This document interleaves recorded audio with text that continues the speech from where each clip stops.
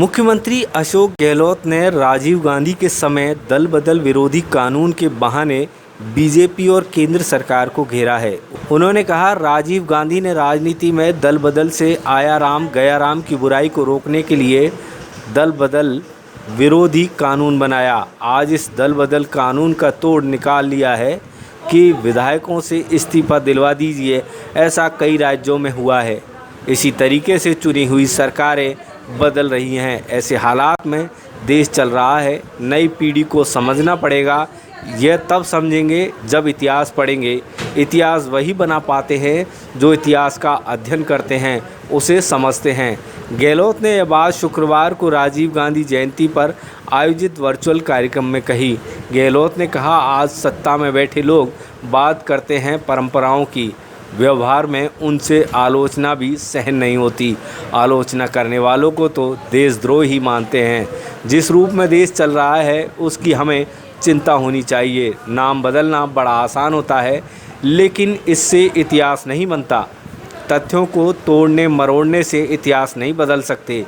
नाम बदलना तो इनके फितरत में है। नाम बदलकर इतिहास बनाना मुश्किल है। गहलोत ने कहा, मैं राजीव गांधी के पीएम रहते हुए राज्य मंत्री के तौर पर उनके साथ अटैच था। उस वक्त असम अकार्ड पास किया। असम अकार्ड के समय वहां कांग्रेस की सरकार थी।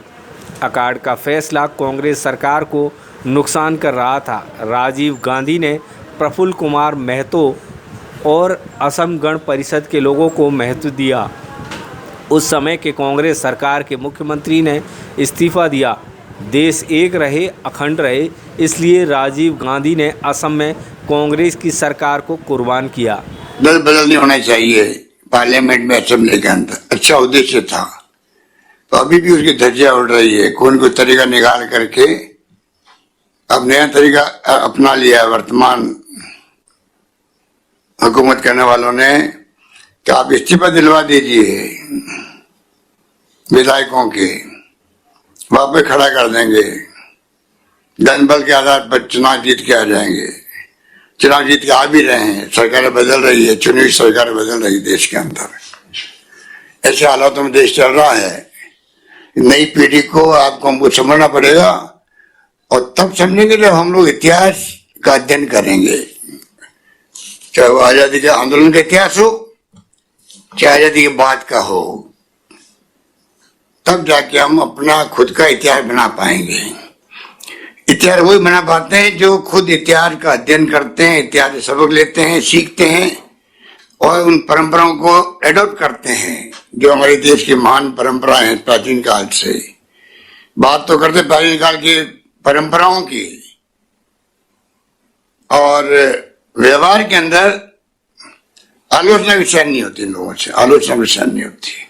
उसके लिए अगर आप असहमत हो, जो लोकतंत्र में असहमत होना, आलोचना करना मामूली बात है, वो तो एक स्वागत करना चाहिए।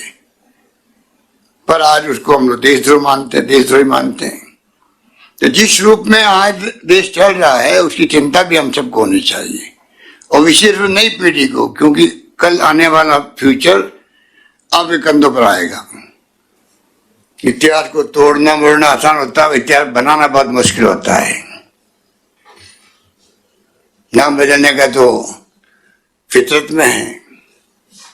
जो देख रहे हैं आप, अभी कई नाम बदले गए हैं। मुझे याद है किस प्रकार दिन रात वो लगे रहते थे, और आखिर में आसाम अकॉर्ड करके रहे, आसाम पीस अकॉर्ड। और नई पीढ़ी को जान के आश्चर्य होगा कि सरकार ने, अपनी सरकार थी कांग्रेस की उस वक्त में, उस सरकार को एक प्रकार से ये फैसला किया गया अकॉर्ड के अंदर, उनको अवसर दिया गया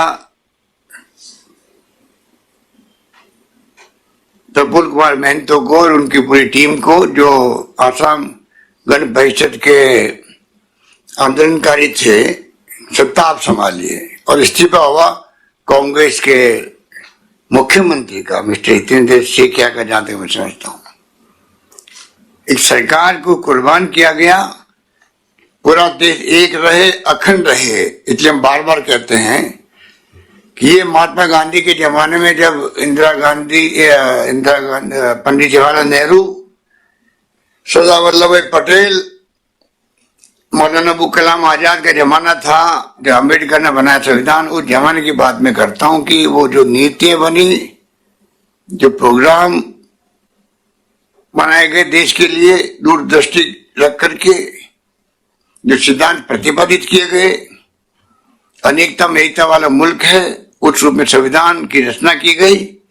आज 75 साल के बावजूद भी ये मुल्क एक रहा, अखंड रहा है। रशिया की तरह, युगोस्लाविया की तरह टुकड़े नहीं हुए इस मुल्क के।